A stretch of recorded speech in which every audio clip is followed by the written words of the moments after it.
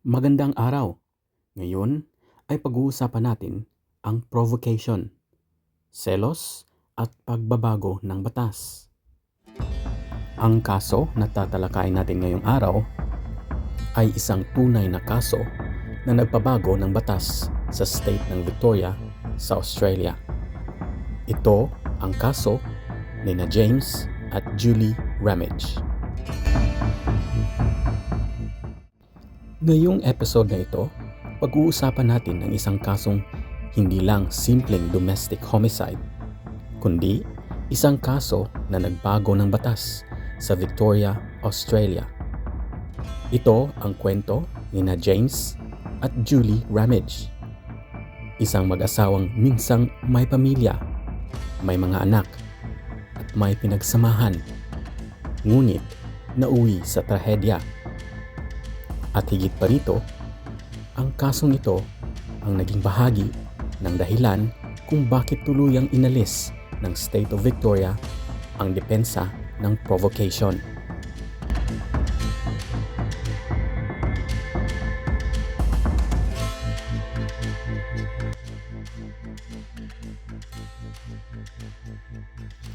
Sina James at Julie Ramage ay isang mag-asawang nakatira sa state ng Victoria sa Australia. May mga anak sila at sa panlabas na tingin, sila ay isang normal na pamilya. Ngunit tulad ng maraming relasyon, hindi lahat ay nakikita sa labas. Sa paglipas ng panahon, nagsimulang masira ang kanilang pagsasama. Lumalim ang hindi pagkakaunawaan. Nagkaroon ng emosyonal na distansya. Hanggang sa dumating ang puntong naghiwalay sila.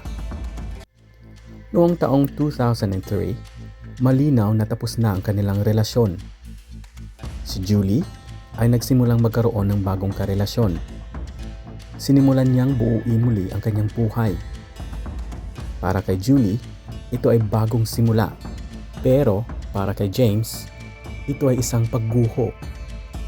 Ayon sa ebidensya ng korte, nahirapan si James sa paghihiwalay. Nakaramdam siya ng matinding selos at emosyonal na sakit.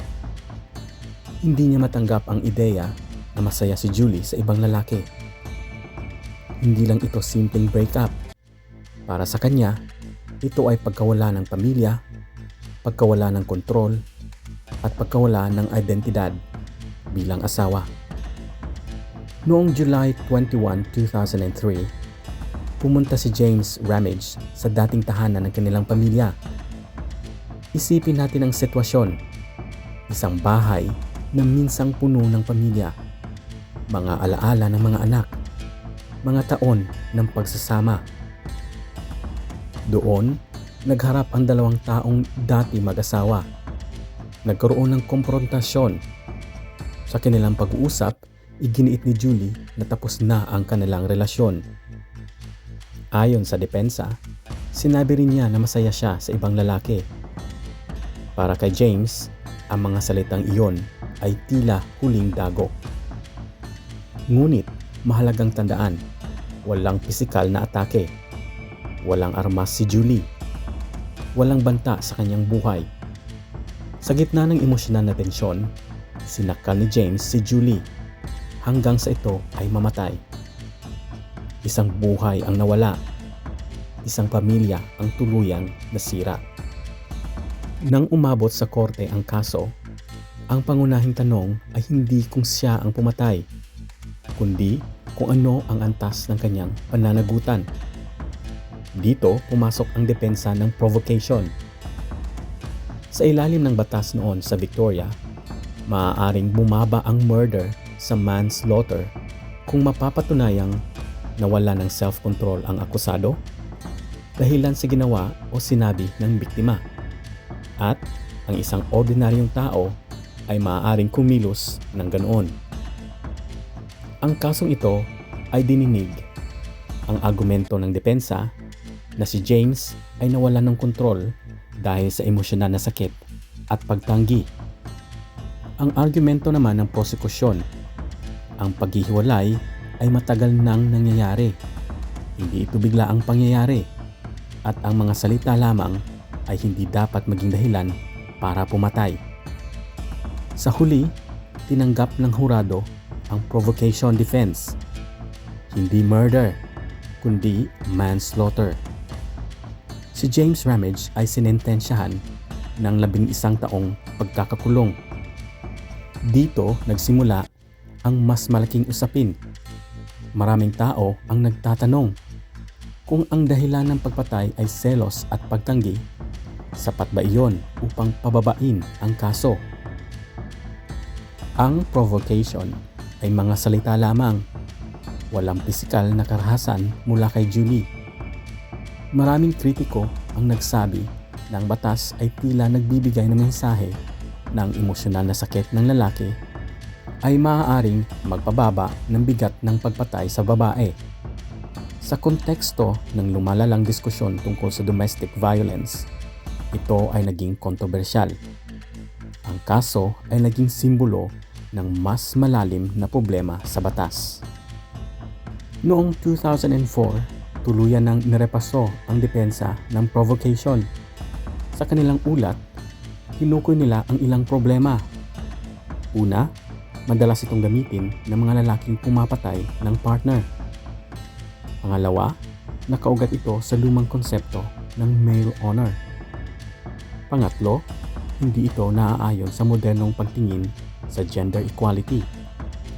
At pang-apat, nagpapadala ito ng maling mensahe tungkol sa domestic violence. Noong 2005, tuluyang inalis ng Victoria ang depensa ng provocation para sa mga krimeng naganap pagkatapos ng November 23, 2005. Mula noon, hindi na maaaring gamitin ang emosyonal na pagtanggi upang pababain ang murder sa manslaughter sa state ng Victoria. Ngunit may mas malalim na tanong dito. Dapat bang kilalanin ng batas ang emosyonal na kahinaan ng tao? O dapat bang malinaw ang hangganan na ang pagpatay ay pagpatay, anuman ang dahilan? Ang kaso ni na Julie at James Ramage ay nasa gitna ng tanong na iyon. Ito ay hindi lamang kwento ng selos at galit. Ito ay kwento kung paano nagbabago ang batas kasabay ng pagbabago ng lipunan. Ang trahedya ng pamilya Ramage ay nag-iwan ng malalim na sugat, hindi lamang sa kanilang mga anak, kundi sa sistemang legal ng State of Victoria. Ang kasong ito ay naging bahagi ng dahilan kung bakit tuluyang binago ang batas. Isang malinaw at napaka-importanteng mensahe. Ang emosyonal na sakit ay hindi sapat na dahilan upang bawasan ang pananagutan sa pagpatay. At sa likod ng bawat legal na doctrine, may mga totoong buhay ang naaapektuhan. Ito ang kwento ni na Julie at James Ramage. Maraming salamat sa pagkikinig.